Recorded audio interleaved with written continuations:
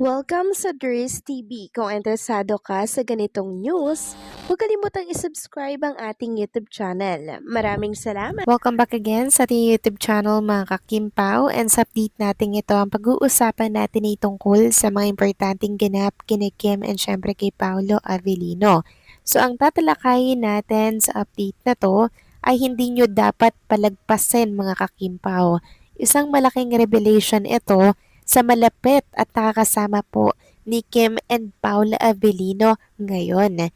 So meron po siyang binunyag na talaga namang kinawindang po ng masa. So yan ang pag-uusapan natin mamaya mga kakimpaw, kasama na din ang iba pang mga ganap kina Kim and syempre kay Paolo. Pero bago natin pag-usapan yan, maraming salamat po sa inyong patuloy na pag-support at pagsubaybay sa mga daily update natin. Kaya naman bilang pasasalamat, narito po ang isang napili kong komento patungkol ito sa naging previous update. Mula ito kay Ginang Norma Dayag, sabi niya po, tama ka Ders TV, never na kaming maniwala sa kanila kasi these are just bashers to ruin their relationship, but God's will prevail, not the devil's will. Yes, tatagal siya sa showbiz dahil nakaguhit na sa kanyang palad. TY Lord for your continuous guidance and protection to Kimmy. Yes, tama po kayo dyan, Ginang Norma Dayag.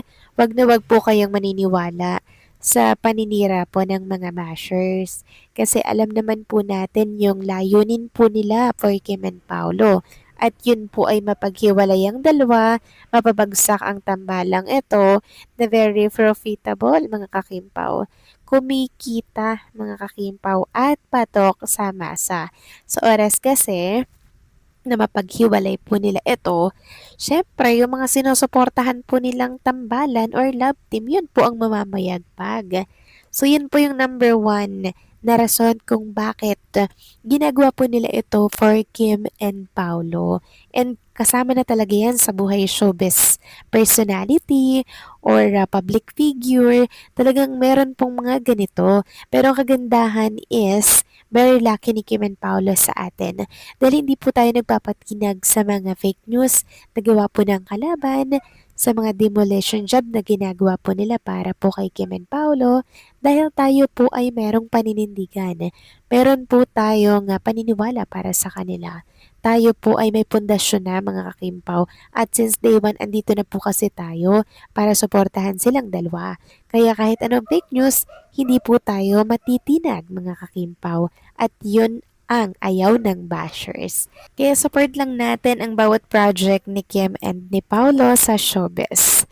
So maraming salamat po sa inyong komento, Ginang Norma Daya. God bless po at mabuhay kayo. So eto na nga, pag-usapan na natin mga kakimpaw, mga topic na nakalap natin sa update na to, at unahin na nga nating pag-usapan ang naging OOTD ni Chinita Princess dito po sa It's Showtime. Ito ipapakita ko na lamang po sa mga screen po ninyo, sa mga nagtatanong ko anong OOTD ni Kim. Ayan po, nakadress po siya na merong pababol sa bandang tummy. Tapos, naka-boots po siya ng parang pang cowgirl ata to, kulay brown. So, ang ganda ng atake, ang ganda ng combination ng kanyang OOTD, and everyday ito talaga yung inaabangan ng mga Kimpaw fans. Samantalang, meron pong isang statement na lumabas per Chinita Princess. Sabi dito, not everyone will understand your journey and that's okay. Keep showing up, keep shining, keep being kind. Your light was never meant to please everyone. It was meant to inspire. Correct mga kakimpaw, no? Agree ako dito sa nabasa natin mula po sa isang Kimpaw fanatics. So, hindi lahat tayo talaga maiintindihan itong pinagdaanan ni Chinita Princess. Pero okay lang yun. 'Di ba? Basta magpatuloy si Kim, no, sa ginagawa po nila. Ang importante dito mga kakimpaw is marami po niyang na-inspire sa kanyang pinapakita at ginagawa. Samantalang talakayan na po natin mga kakimpaw, eto pang hindi ninyo dapat palagpasin na kinagulat nga po ng marami itong revelasyon ng isa po sa malapit at nakakasama ni Chinita Princess at Paolo sa kanilang upcoming movie ni A Perfect Marriage. So bakit hindi po palalagpasin? Ito po kasi yung sinabi ng mismong nag-post. Ito po yung isa sa artista mga kakimpaw na kasama ni Kim and Paolo dito sa movie. Sabi nga dito mga kakimpaw, how excited na kaming makilala ang role mo sa The Perfect Marriage. So meron po kasing binahagi yung isa sa mga actor doon or child star mga kakimpaw.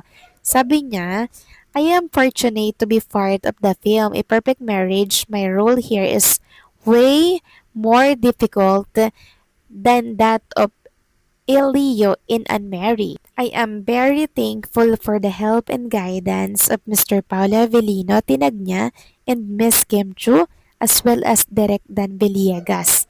This is a story you should not miss. So ito daw po yung story or movie na hindi daw po natin dapat palagpasin. Sobrang hirap daw po ng role niya dito na ginampanan sa A Perfect Marriage kumpara doon sa kanyang dating movie na Elio in Unmarried. So siya po pala ay gumanap din sa movie na Unmarried mga kakimpaw. Pero kahit na mahirap daw or difficult yung kanyang role, ay ginaid talaga siya ni Kim and Paolo. Kaya super thankful siya kay Kim and Paolo mga kakimpaw sa pag-guide, sa guidance mga kakimpaw, no? So hindi talaga pinapabayaan ni Kim and Paolo yung mga nakakasama nila, no? Sa mga movie nila together. Talagang may unity po, may pagkakaisa para nga naman mas lalong mapaganda yung movie. Para nga naman mas convincing ito sa public. Para mas madala po tayo mga kakimpaw. So na-curious ako at na-excite sa mahirap daw po yung kanyang role dito. So ano kaya yung role niya, no? Grabe yata yung kwento dito mga kakimpaw. Grabe yata yung mga eksena dito. Naku, magbaon talaga kayo ng napakaraming tissue. Dahil for sure mag-iiyakan daw po kayo sa sinihan. So oras po na mapanood nyo nga po yung movie na A Perfect Marriage. Nako, super excited ako dito mga kakimpaw.